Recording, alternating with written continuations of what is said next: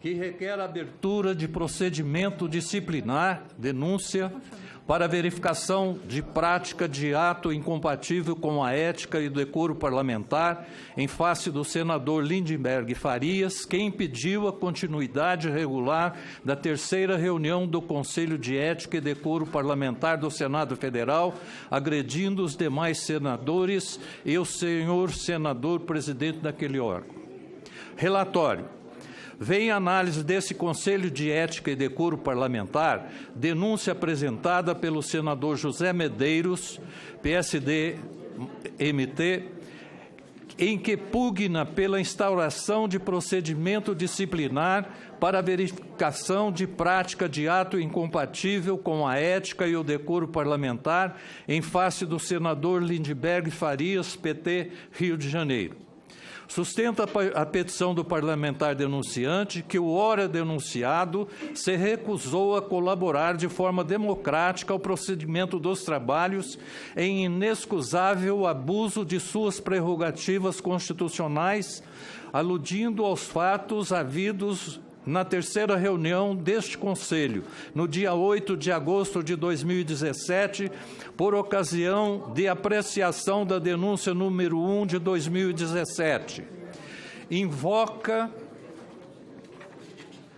com fundamento de sua pretensão, o disposto no artigo 5º, inciso 1º da Resolução número 20 de 1993, cumulado com o artigo 23, inciso 2 do Regimento Interno dessa Casa. No mais, a narrativa informa que o denunciado teria praticado condutas desafiadoras da ética e do decoro parlamentar, através das quais, inclusive, teria violado e subtraído o direito dos demais parlamentares ao regular funcionamento da Casa e a continuidade dos debates, obstruindo e tumultuando a reunião do Conselho e proferindo gritos, agressões e ofensas à mesa e aos demais membros deste órgão colegiado. Na cronologia dos fatos, o denunciante detalha que o senador Lindenberg Farias teria ocupado o espaço entre a mesa e o plenário deste Conselho, folhas 2, acusado o Conselho de não possuir legitimidade para deliberar sobre a PCE 02/2017, folhas 2, comparado o Senado Federal a um circo, folhas 2, qualificado de ridícula e palhaçada a reunião dos trabalhos, folha 2, afirmando estar o excelentíssimo senhor presidente louco, folhas 3, insuflado manifestantes a se voltarem contra os membros do Conselho, folhas 3, desafiado a autoridade do presidente, folhas 3, questionado a integridade moral dos membros do Conselho e, enfim, obstruído a referida reunião, folhas 3. Ao final, concluiu requerendo o recebimento da denúncia e instauração do respectivo processo disciplinar com aplicação das penalidades cabíveis e em pedidos subsidiários, a conversão da presente denúncia em representação, se o caso de aplicabilidade das penalidades mais severas previstas nos artigos 12 e 13 da Resolução número 20 de 1993. E a remessa de ofício à mesa diretora para abertura de inquérito, artigo 25 do Regimento Interno do Senado Federal. Foram anexados à denúncia, extrato de notas taquigráficas produzida pelo setor competente desta Casa Legislativa, relativamente à realização da terceira reunião de 2017 desse Conselho, folhas 7 a 39, cópias impressas de notícias extraídas de plataformas digitais de veículos de comunicação de abrangência nacional, folhas 40, 41, 0 hora, folhas 42, isto é, folhas 43, veículo não identificado, folhas 44, 45, Jornal do Comércio, e uma mídia DVD -R contendo a gravação em vídeo da referida reunião desse Conselho, folhas 46. Nada mais consta da petição denunciante. Em 10 de agosto do corrente ano, Sua Excelência, senador presidente João Alberto de Souza, presidente deste Conselho, no atendimento do disposto no artigo 17, parágrafo 2º, procedeu no prazo regimental ao exame preliminar da presente denúncia, tendo proferido juízo positivo de admissibilidade da petição acusatória e determinando seu recebimento e autuação como denúncia número 2 de 2017. Em sequência, Sua Excelência comunicou o fato aos membros deste órgão colegiado, dando-lhe ciência e autuação processual e convocou reunião de trabalho para a data subsequente, destinada à designação de relator para a denúncia, DEM número 2 de 2017, a qual somente veio a se realizar em 5 de setembro de 2017. Fui, nessa ocasião, escolhido relator nesse procedimento mediante sorteio, passando de então em diante a atuar nessa condição. Nesta mesma data, a secretaria deste órgão dirigiu-se ao gabinete do ora denunciado, com a finalidade de intimá-lo a se manifestar no prazo de 5 dias úteis, nos termos do artigo 17, parágrafo 4º da Resolução número 20 de 1993. Sucede que, por meio de sua assessoria, o senador Lindbergh Farias recusou-se a receber a intimação pessoal, tendo ainda assim sido intimado eletronicamente para todos os efeitos legais, folha 81. Em 14 de setembro de 2017, o ora denunciado apresentou defesa prévia, além, portanto, do prazo regimental. Em suma, arguiu suspeição deste relator, ao fundamento de que teria havido manifestações públicas de pré-julgamento que afetariam supostamente minha imparcialidade. No mérito, seguiu linha argumentativa ao encontro da generalidade dos termos regimentais e constitucionais que repercutem na definição da conduta repreensível, bem como sustentou a importância do papel de oposição e a necessidade de uma visão restritiva sobre o alcance que se deseja realizar na imputação das condutas indecorosas e antiéticas, de maneira que os instrumentos políticos jurídicos de controle da atividade parlamentar não serviam a interesse pessoal ou partidário, sobretudo em prejuízo da minoria parlamentar.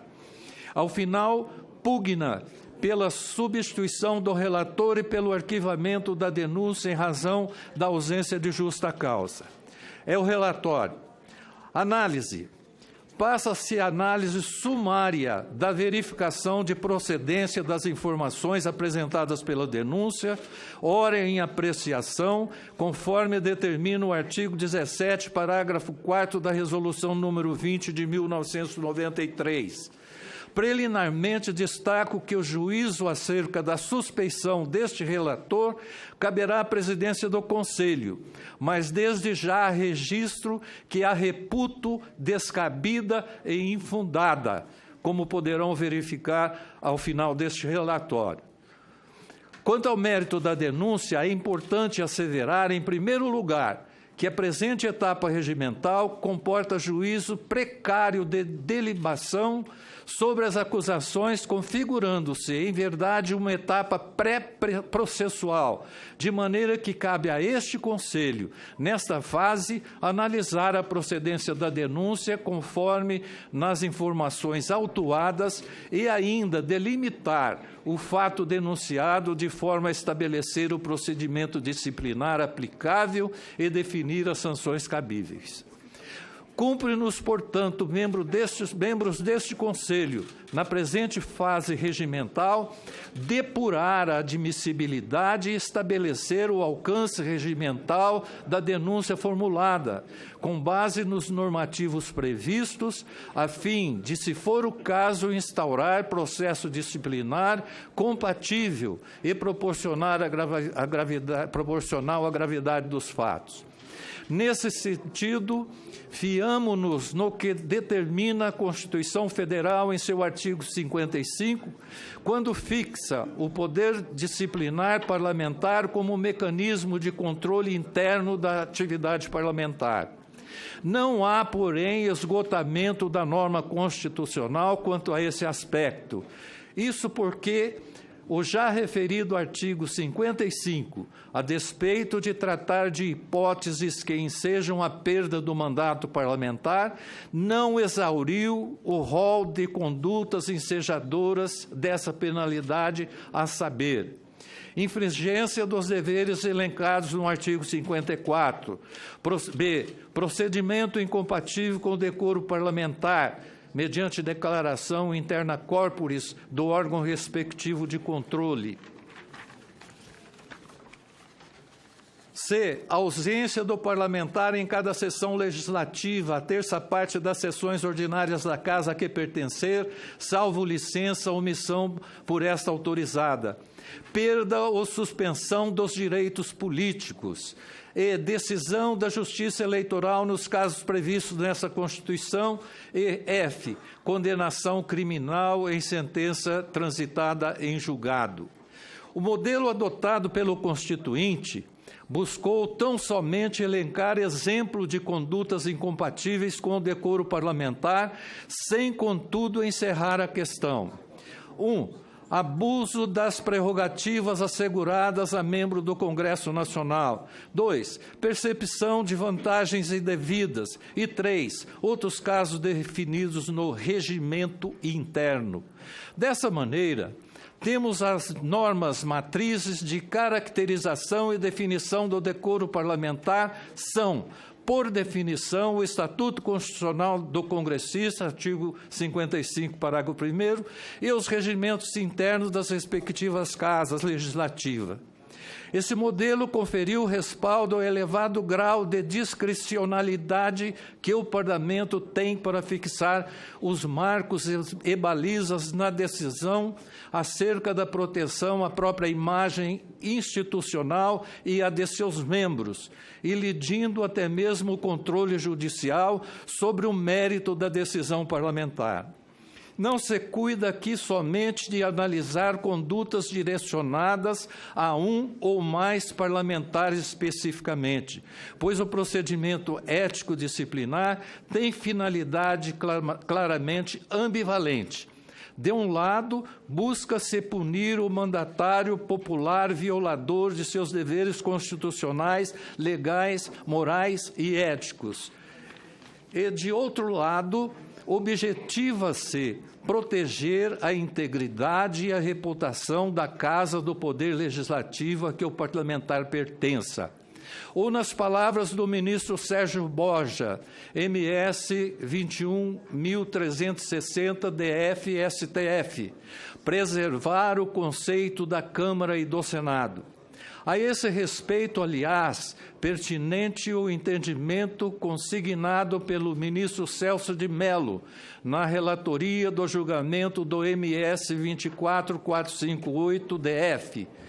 Qualquer ato de ofensa ao decoro parlamentar culmina por atingir injustamente a própria respeitabilidade institucional do Poder Legislativo, residindo neste ponto a legitimidade ético-jurídica do procedimento constitucional de cassação do mandato parlamentar, em ordem a excluir da comunhão dos legisladores aquele, qualquer que seja, que se haja mostrado indigno do desempenho da magna função de representar o povo, de formular a legislação da República e de controlar as instâncias governamentais do poder. Em complemento, trago a lição da professora Carla Costa Teixeira. No universo da honra, a conduta desonrada não se esgota no indivíduo que a cometeu, mas compromete todo o coletivo a que ele pertence. Seu membro partilha da honra de seu grupo e com esse se identifica, predominantemente a sua desonra se reflete sobre a honra de todos. Diante disso, Não se pode desprezar a relevância dos fatos narrados na denúncia, ainda que em juízo de procedência preliminar. Ora, espera-se do mandatário popular postura republicana compatível com a magnitude democrática do mandato que ocupa, alinhado à nobreza da representatividade do povo brasileiro ou do Estado federativo.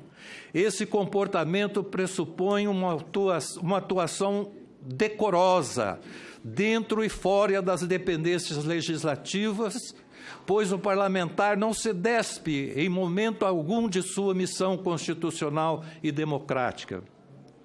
Daí, ser razoável que se estabeleça a Casa Legislativa em privilégio de espírito de corpus o poder de preservar a sua própria dignidade perante o povo.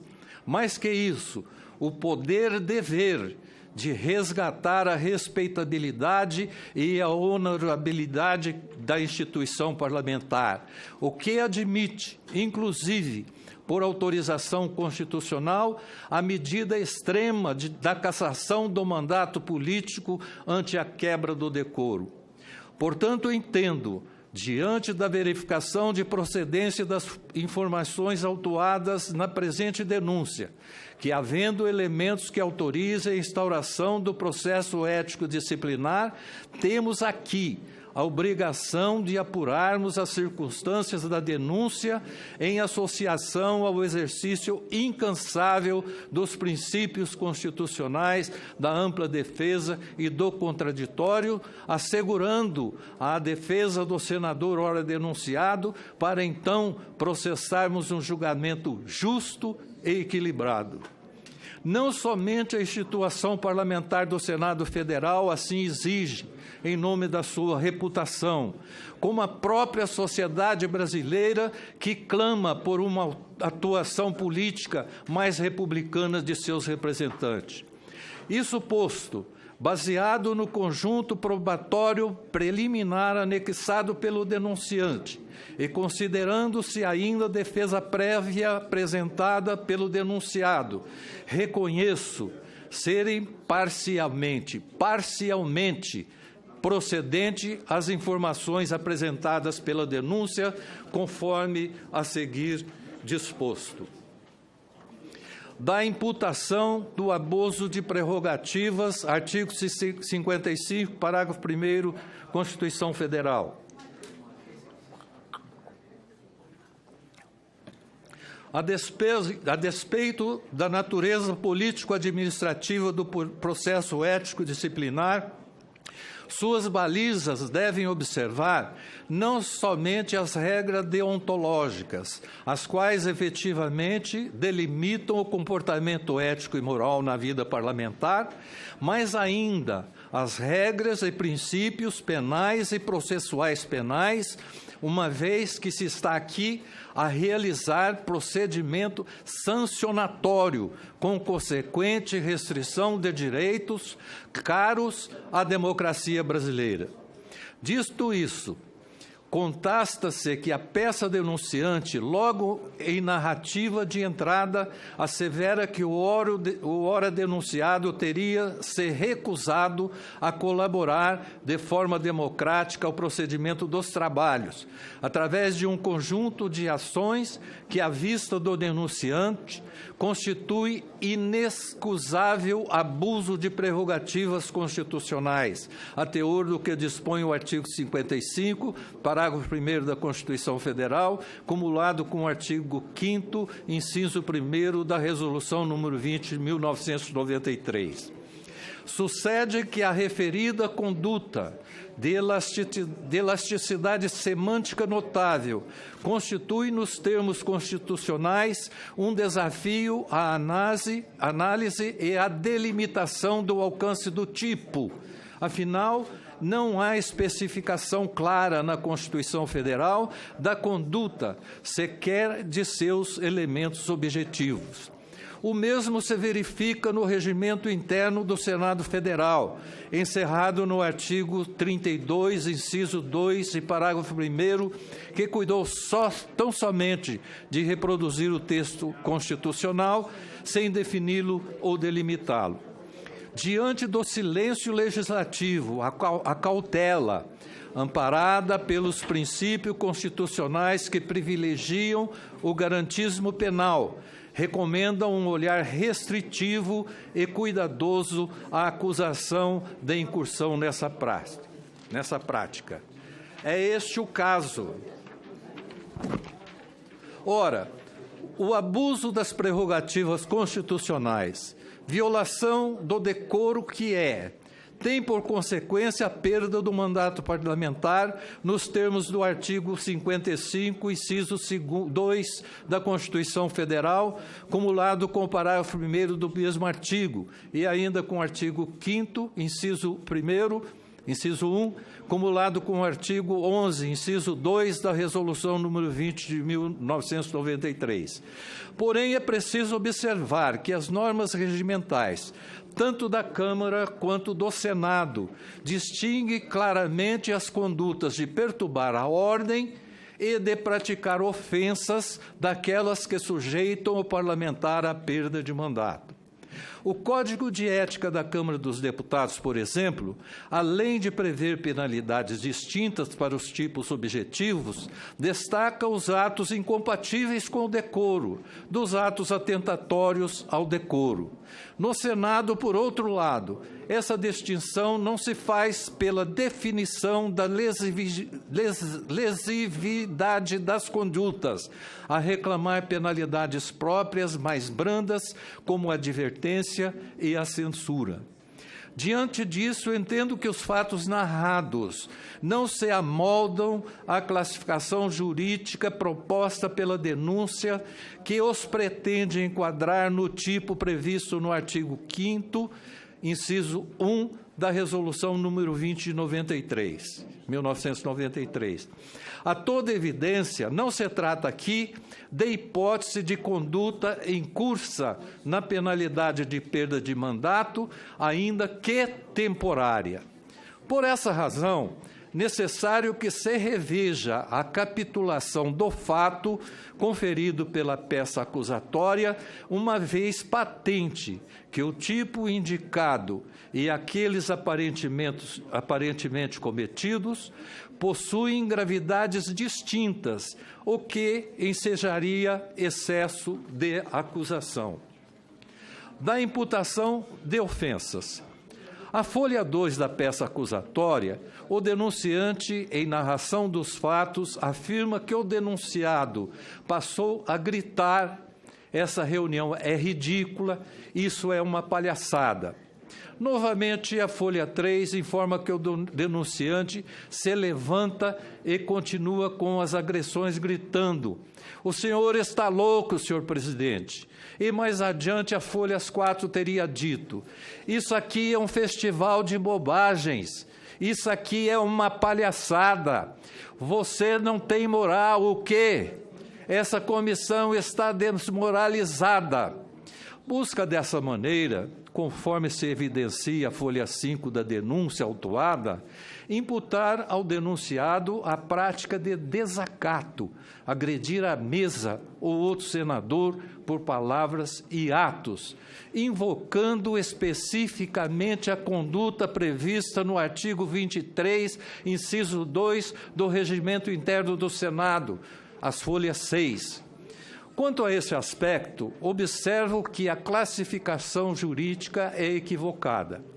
Isso porque o tipo regimental conhecido como desacato ao Senado, previsto no artigo 23, inciso 2 do Regimento Interno do Senado, é conduta passível de medida e de procedimento disciplinares próprios, previsto no capítulo 6 do título 2 do Regimento Interno do Senado.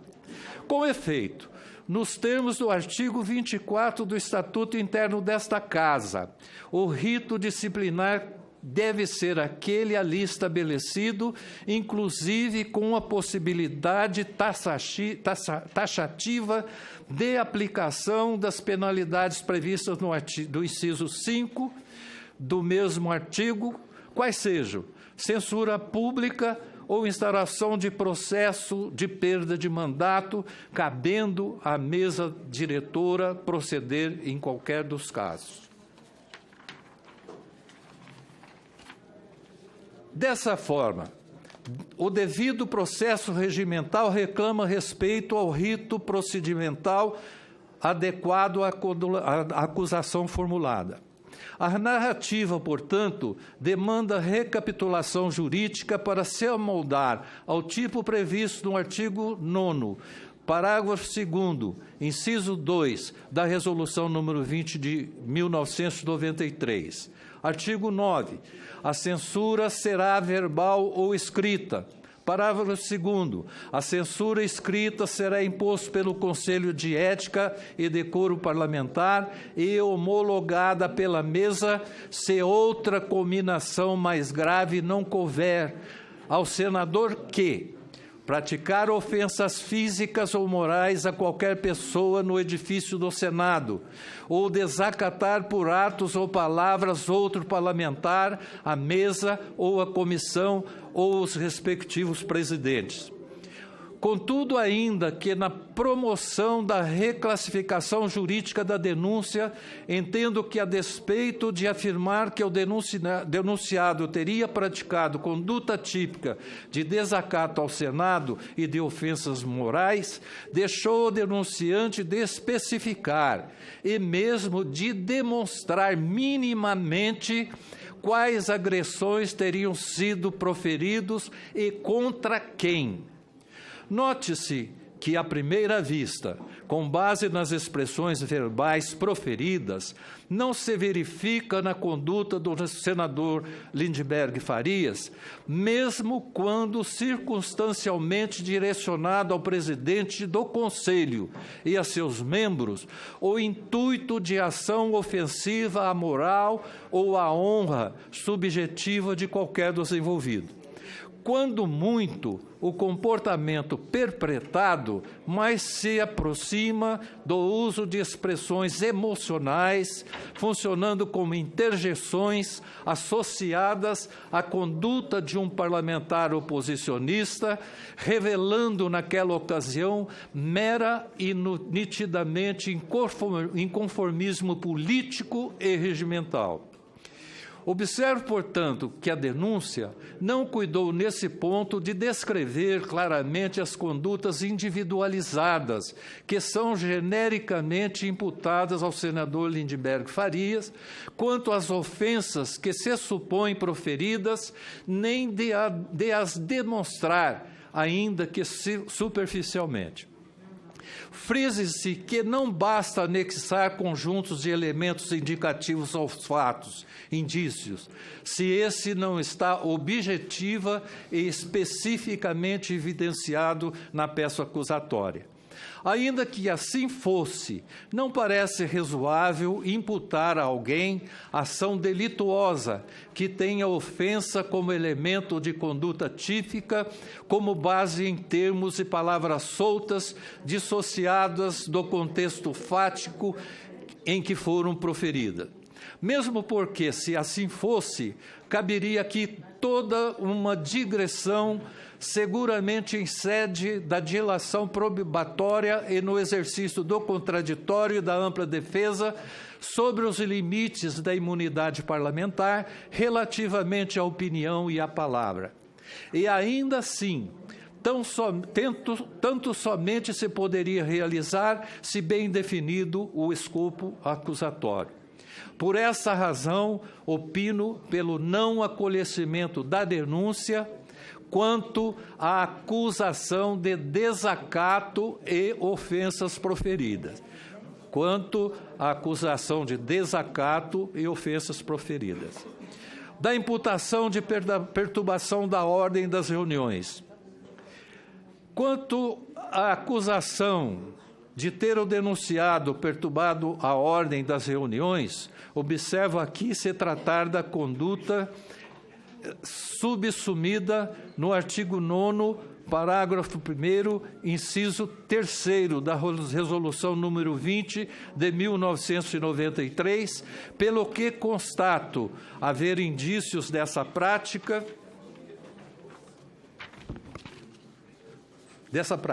Com efeito, as notas taquigráficas estão efusivamente demarcadas do incidente de tumulto no recinto onde se realizou a terceira reunião deste Conselho, evidenciando com clareza as recorrentes manifestações do senador Ório denunciado, bem como a de outros pares ali presentes em reação à sua conduta. Mesmo o registro em vídeo disponibilizado pela Secretaria de Comunicação Social, SECOM, dessa Casa, revela uma reunião com elevado grau de perturbações da ordem dos trabalhos, com envolvimento aparente do ora denunciado nos episódios. Inclusive, a reunião chegou a ser suspensa por decisão do senhor presidente por 10 minutos, folha 17. Dessa maneira, entendo serem procedentes as informações apresentadas pela denúncia, no tocante à imputação que faz desse fato ao denunciado, opinando pela instauração do respectivo processo disciplinar, a fim de apurar a conduta sobre a acusação. Conclusão. Pelo exposto, opino pelo recebimento da denúncia número 2/2017 e pela procedência das informações quanto à imputação da conduta de perturbação da ordem das reuniões, artigo 9, parágrafo 1º, inciso 3º da Resolução número 20.1993, com a consequente instauração do processo disciplinar por este Conselho, face à existência de indícios de autoria de materialidade, a fim de apurar a responsabilidade do denunciado por conduta passiva de punição, na forma dos artigos 89, 8º e 9º da Resolução número 20.1993 e pela improcedência das informações quanto à impugnação das condutas de abuso de prerrogativas parlamentares, desacato ao Senado Federal e ofensa a mesas e a outros senadores, propondo seu arquivamento nesse ponto. Brasília, 20 de setembro de 2017, senador Ailton Sandoval, relator.